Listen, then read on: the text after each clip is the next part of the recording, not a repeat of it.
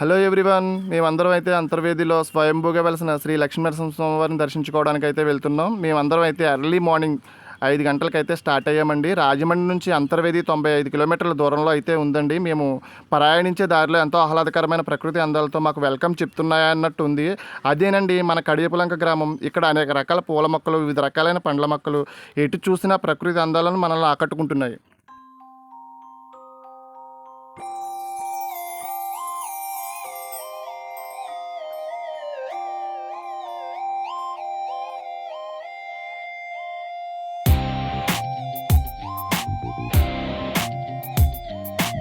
స్థల పురాణం ప్రకారం ఈ ఆలయం ప్రత్యేకత ఏమిటి, స్వామివారి స్వయంభూగా కొలువుదీరడానికి వెనుకున్న రహస్యం ఏమిటి, ఇప్పుడు మనం తెలుసుకుందాం. కృతయుగంలో వశిష్ఠ మహర్షి ఇక్కడ తపస్సు చేస్తూ ఉండగా రక్త విలోచనుడనే రాక్షసుడు వశిష్ఠ మహర్షి సంతానాన్ని నాశనం చేస్తూ ఉండగా ఆ బాధను భరించలేక మహర్షి నరసింహస్వామిని ప్రార్థించగా ఆ స్వామి వచ్చి రక్త విలోచనుడనే రాక్షసుని సంహరించి మహర్షి కోరిక మేరకు ఇక్కడ స్వయంభూగా వెలసాడు. త్రేతాయుగంలో రావణ సంహారం తర్వాత శ్రీరామచంద్రమూర్తి, లక్ష్మణుడు, ఆంజనేయ స్వామి వచ్చి ఈ స్వామిని దర్శించుకున్నట్లు పురాణవచనం. ద్వాపరయుగంలో అర్జునుడు తీర్థయాత్రలు చేస్తూ ఈ స్వామివారిని దర్శించుకున్నట్లు పురాణవచనం. ఈ ఆలయాన్ని నిర్మించిన వారు తూర్పుగోదావరి జిల్లా అల్లవరం మండలం వాడలరేవు గ్రామానికి చెందిన అగ్నికుల క్షత్రియ కులానికి చెందిన కొప్పనాతి కృష్ణమ్మవర్మ అయితే ఈ ఆలయాన్ని నిర్మించారు.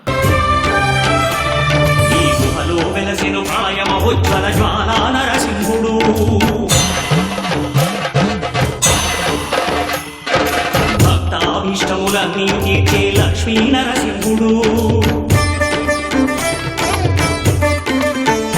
సుఖ శాంతులను చేకూర్చు శుభయోగ నరసింహుడు.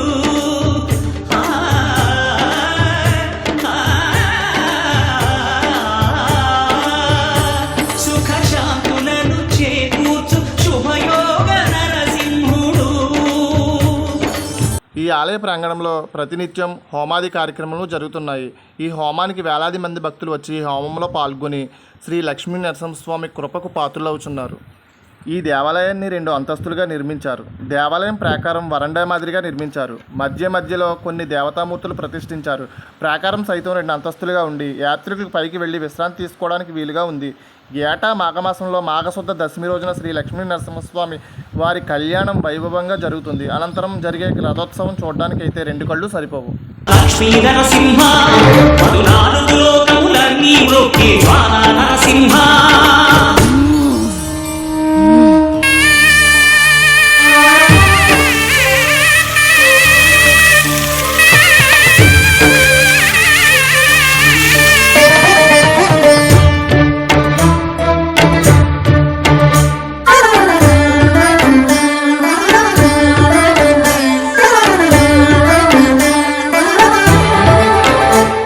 ఈ స్వామి పాదములు బ్రహ్మ కడుగగా విష్ణు కుండమే ప్రభవించి ఇక స్నానము చేసిన జన్మధన్యమే కర్మ విమోచనమే.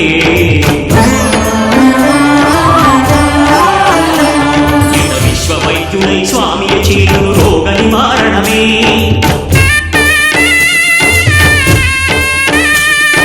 చిత్తము దేహము సత్వము గానకు వెత్తము తాగగనే.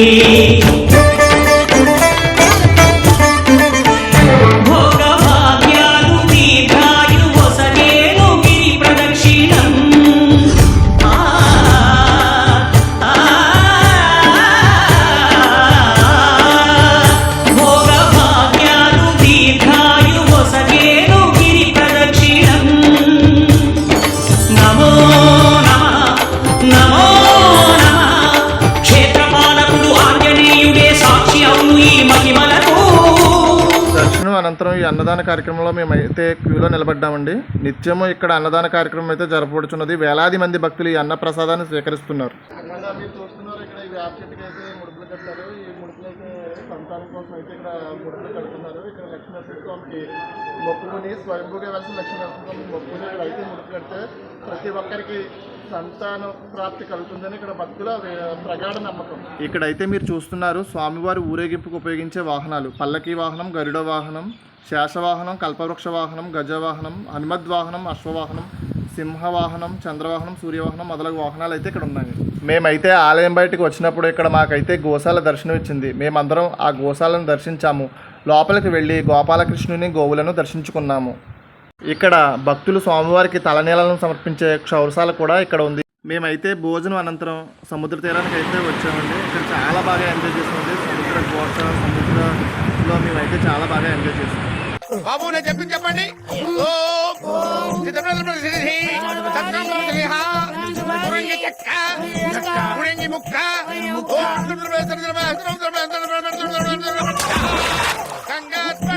ఇక్కడ మీరు చూస్తున్నది అన్నాచెల్లెల గట్టు. సముద్రంలో వశిష్ఠ నది కలిసే చోటును అన్నాచెల్లెల గట్టుగా పిలుస్తారు. ఇక్కడ నీరు ఒకవైపు సముద్రంగాను ఒకవైపు గోదావరిగా కలిసి ఉంటాయి.